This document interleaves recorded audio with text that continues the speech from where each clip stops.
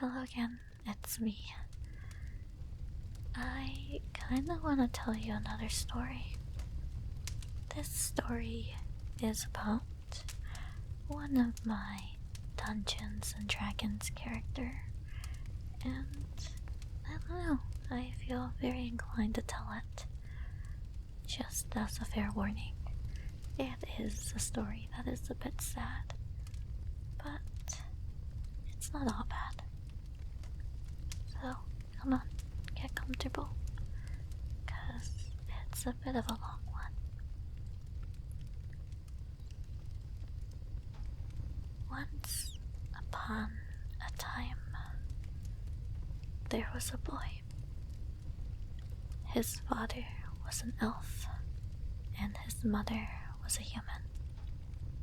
They lived in a very, very happy home.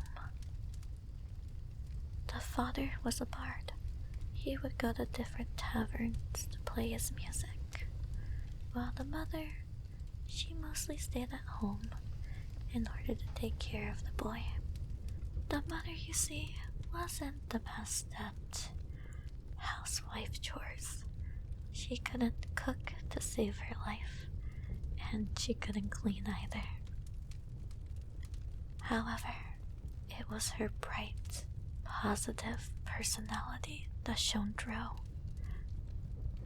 She may have not had the skills of a typical housewife, but she definitely had the personality of a loving wife and mother. This happy little family lived in bliss for several years. Unfortunately, as we know, eventually, life has its moments of tragedy.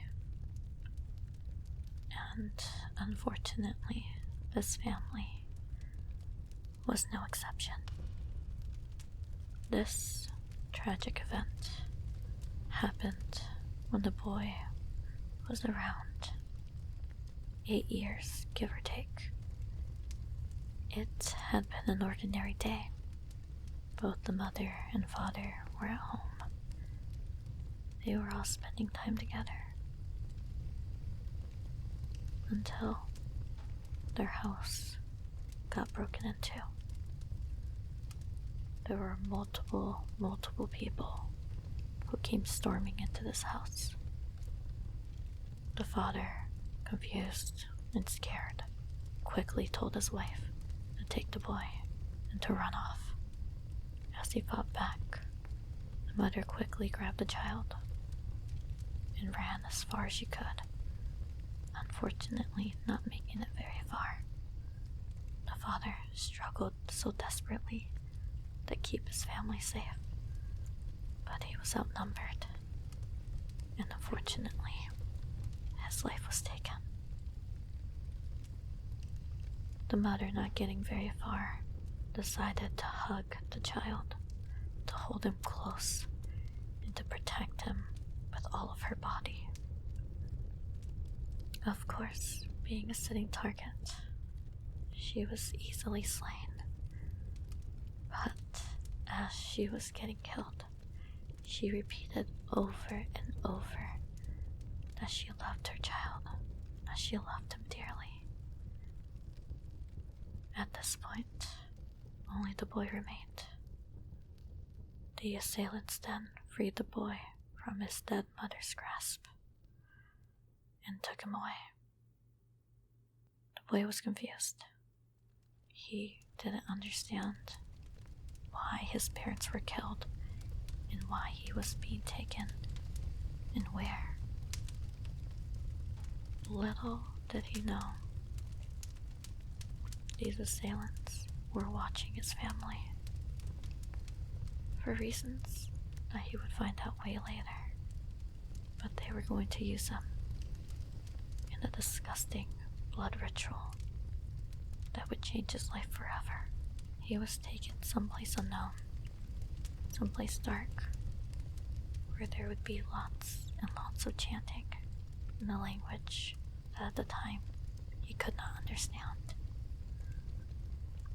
All he did know was that he was in pain and was scared and sad. These people, these cultists, performed a blood ritual that mixed his blood with the blood of a dragon, thus trying to make him a vessel for a red dragon. He would never forget the excruciating pain that he was in while this was being done, and how it changed his body. After everything was said and done, what were once his bright blue eyes that he got from his father were now a deep crimson red. When he looked at himself, he saw that in various parts of his body there were now red dragon scales.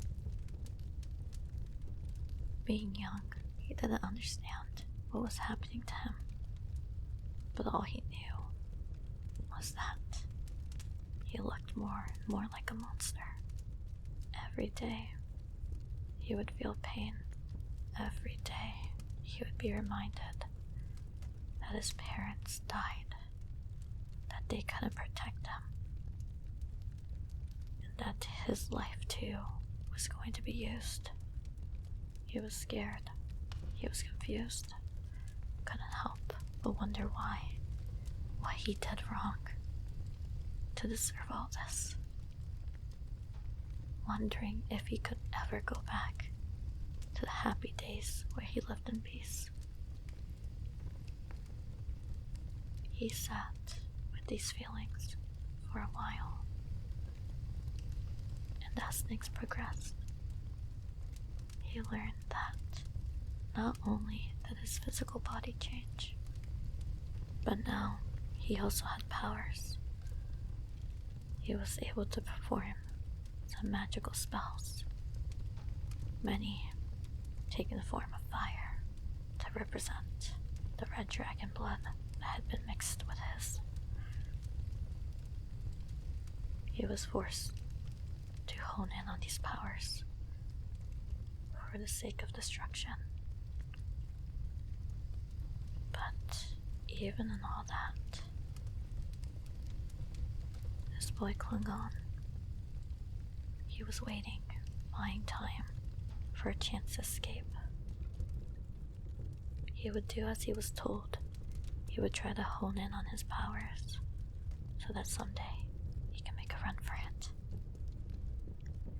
And thankfully for him, that day eventually came. He saw an opportunity, and he ran away from the clutches of these cultists. Still being a kid, he had to maneuver the world around him. He no longer had parents to guide him, and he didn't trust anyone. So he wandered aimlessly as a street urchin, going from city to city, town to town, because he knew that he was going to be pursued. In order to try to hide better, he would grab some mud on the ground and put it on his body to cover up the dragon scales. Of course, this played into being a filthy street urchin even more, but it was his own way to protect himself. Unfortunately, at the time, there was nothing he could really do about his crimson red eyes. So he tried his best not to look at people too often. Living this life wasn't easy. It was hard to scrape by, especially being so young and without any money. It wasn't all bad though. He was able to befriend some people from time to time who would help him out in sharing what little food. Even amongst everything,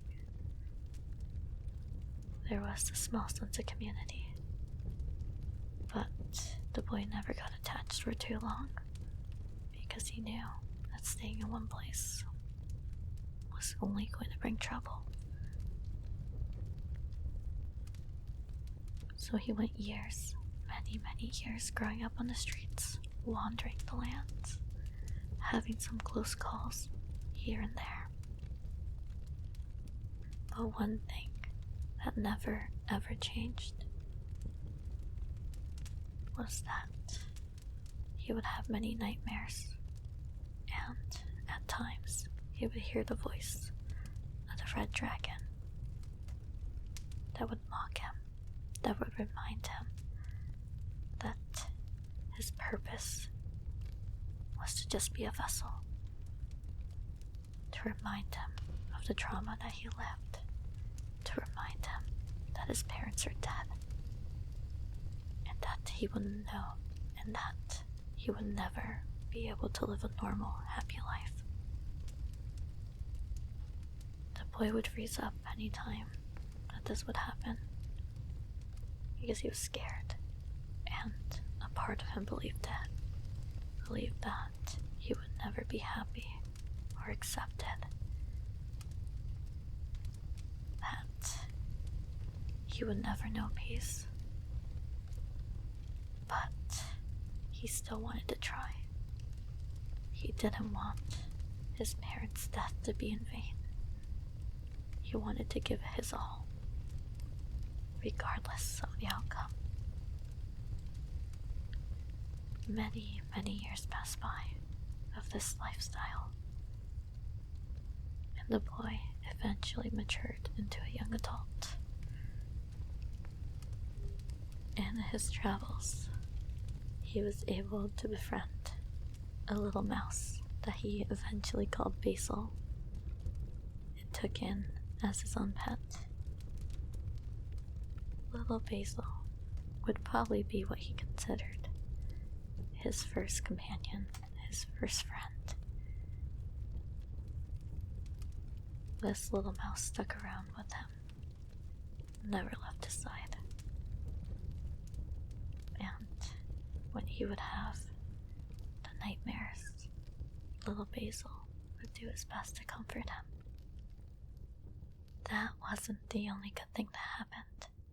In his travels, he was able to meet some very kind-hearted people that helped set him up with shelter and helped enroll him in school. He'd always dreamed of going to school and living that normal life. He knew that his parents would have wanted that for him, and he wanted to see that through. At this school, he learned so many things. He even learned some self-defense and how to use some weapons. But the biggest thing that happened at this school was that he was finally able to make a friend. He befriended a human boy named Jordan, who was around the same age. While at this school, he really tried not to interact with people, to not get attached, because he was scared and didn't want to repeat history. But Jordan didn't care about that. He just saw someone and wanted to approach and talk to him. And so the two became the bestest of friends. The two would eventually befriend a half-elf girl named Nicolina. And the three had some very memorable moments. But once again, life has its moments. And sadly, the cultist that the boy had been trying to run away from had finally caught up to him and attacked the city that he was in. It created quite a scene, and he felt bad. He felt bad for dragging innocent people into this. He now had friends who could potentially get hurt because of him. But even in all that, his two friends decided to stick close by him, to be by his side. They knew it wasn't his fault. They knew that he was a good person. Not to mention, now that the cult members knew that they were all friends, there was always the possibility of them being taken hostage. But more importantly, they valued his friendship. However, little did our three friends know that some of the people at this school had ties to a group that specifically was tracking the actions of the Red Dragon cultists. That was the reason why they were able to help our boy. That was the reason why they helped our boy get shelter and enrolled him in the school to better watch and monitor him in order to protect them. Since the situation started to get a bit out of hand, they ended up confronting him and explaining all of this. Explaining how he and his two friends and the friends' family members would have to go into hiding. But they all willingly agreed. Again, they wanted to stick together, to face this problem together. And that is how his story begins. He once thought he was alone in the world, without anyone, but now found himself surrounded by so many people who want to help him, who want to free him from this curse. Of course, the negative feelings still lingered.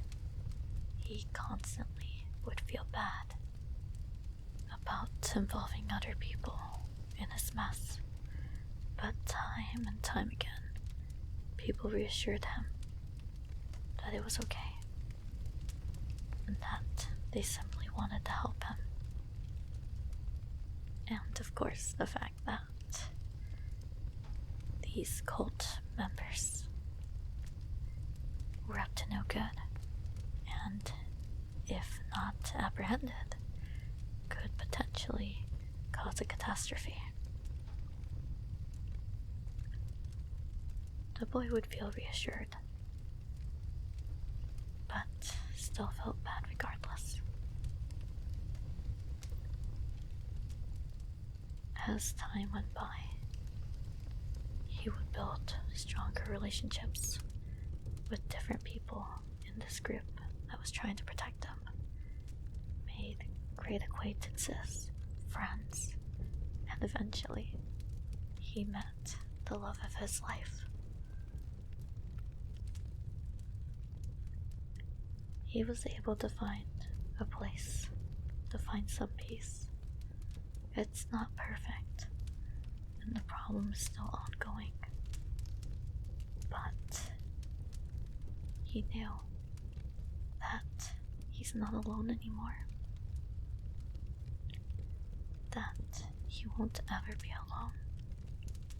He has so many wonderful people who cherish and care about him.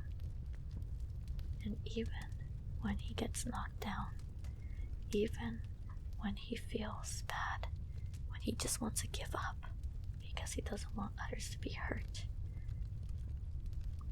he still wants to try. He wants to free himself of this curse, to live a happy, peaceful life with the ones that he loves.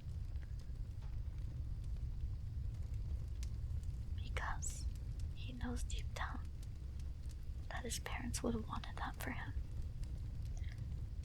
And he knows that that's what he wants as well.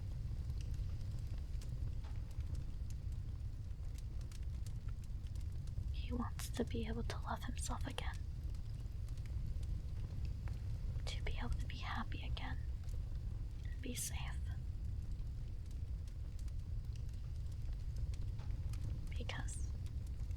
At the end of the day, doesn't everyone deserve a chance at life?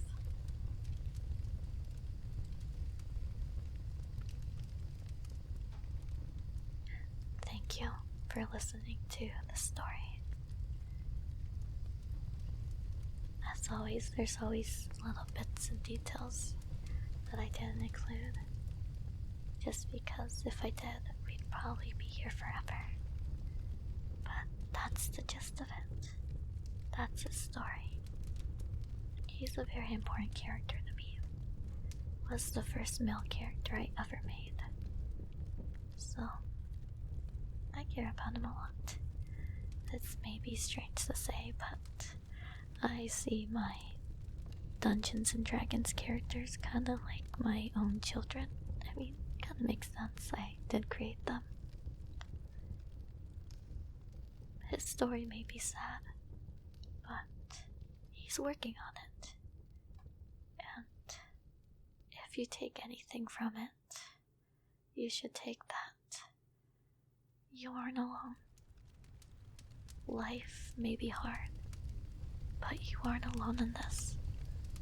Even if you feel like it, there are people out there, whether you've met them yet or not. You'll get there. You just have to try and fight for what you want, for that peace, that happiness. You can do it. If this boy can do it, you got this as well. Alright. Thank you so much for listening to my story.